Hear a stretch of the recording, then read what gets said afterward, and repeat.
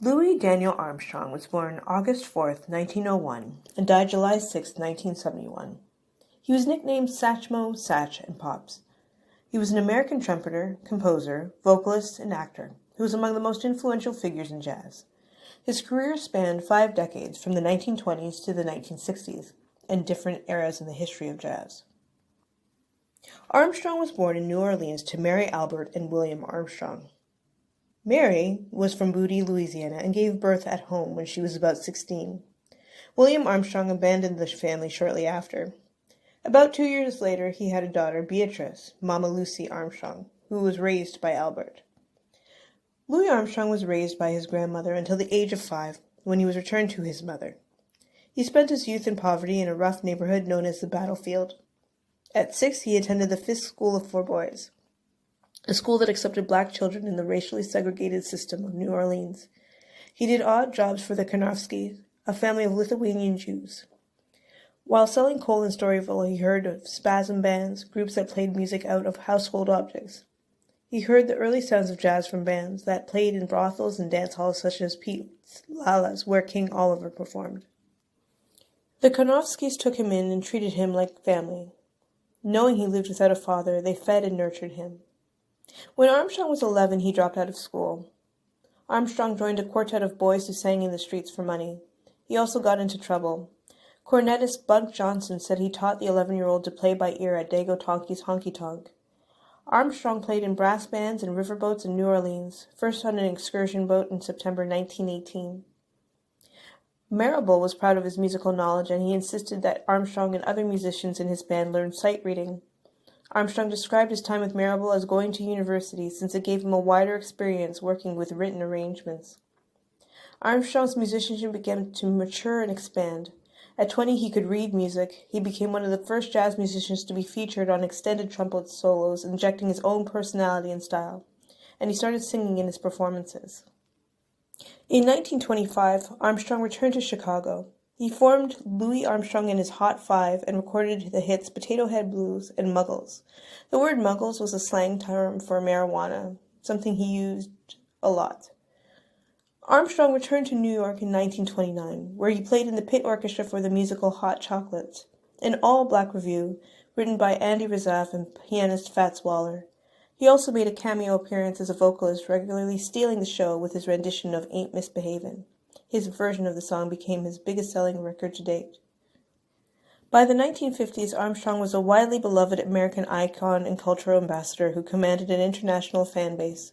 However, a growing generation gap became apparent between him and the young jazz musicians who emerged in the post-war era, such as Charlie Parker, Miles Davis, and Sonny Rollins. In 1964, after over 2 years without setting foot in a studio, he recorded his biggest-selling record, Hello Dolly, a song by Jerry Herman, originally sung by Carol Channing. Armstrong's version remained on the Hot 100 for 22 weeks, longer than any other record produced that year, and went to number 1, making him at 62 years, 9 months, and 5 days the oldest person ever to accomplish that feat. In the process, he dislodged the Beatles from the number 1 position they had occupied for 14 consecutive weeks with 3 different songs. On February 4th, 1924, he married Lil Hardin Armstrong, King Oliver's pianist, and she had divorced her first husband a few years earlier. His second wife helped him develop his career, but they separated in 1931 and divorced in 1938. Armstrong then married Alpha Smith, and his relationship with Alpha, however, began while he was playing at Vendome during the 1920s and continued long after. His marriage to his third wife lasted 4 years, and they divorced in 1942, and Louis then married Lucille Wilson, the singer at the Cotton Club in New York, in October 1942, and they remained married until his death in 1971. Armstrong marriages never produced any offspring. However, in December 2012, 57-year-old Sharon Preston Fauda claimed to be his daughter from a 1950s affair between Armstrong and Lucille Sweets Preston, a dancer at the Cotton Club. In a 1955 letter to his manager, Joe Glazer, Armstrong affirmed his belief that Preston's newborn baby was his daughter and ordered Glazer to pay a monthly allowance of $400, which is equivalent to about $5,000 U.S., to mother and child. Against his doctor's advice, Armstrong played a 2-week engagement in March 1971 at the Waldorf Astoria's Empire Room. At the end of it, he was hospitalized for a heart attack. He was released from the hospital in May and quickly resumed practicing his trumpet playing. Still hoping to get back on the road. Armstrong died of a heart attack in his sleep on July 6, 1971, a month before his 70th birthday. His honorary pallbearers included Bing Crosby, Ella Fitzgerald, Dizzy Gillespie, Pearl Bailey, Count Basie, Harry James, Frank Sinatra, Ed Sullivan, Earl Wilson, Alan King, Johnny Carson, and David Frost. Check out the Spotify list of Louis Armstrong's greatest hits, and I'll be doing a rendition of What a Wonderful World.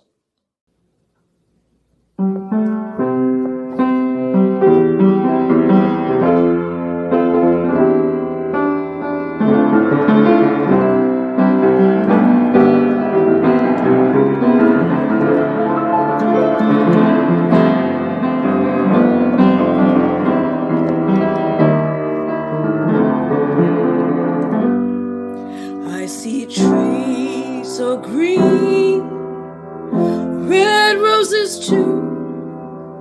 I see them bloom for me and for you, and I think to myself, what a wonderful world.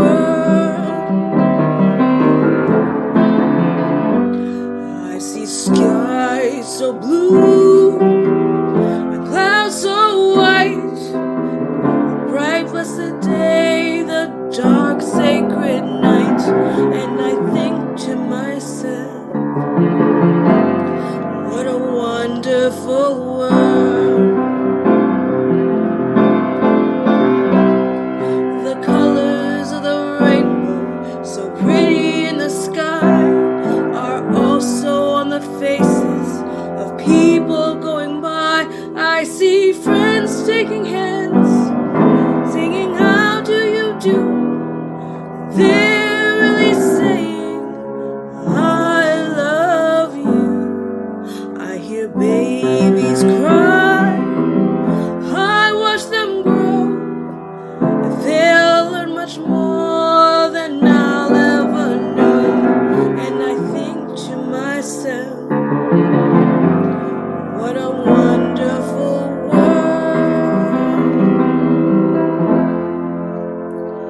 And I think to myself,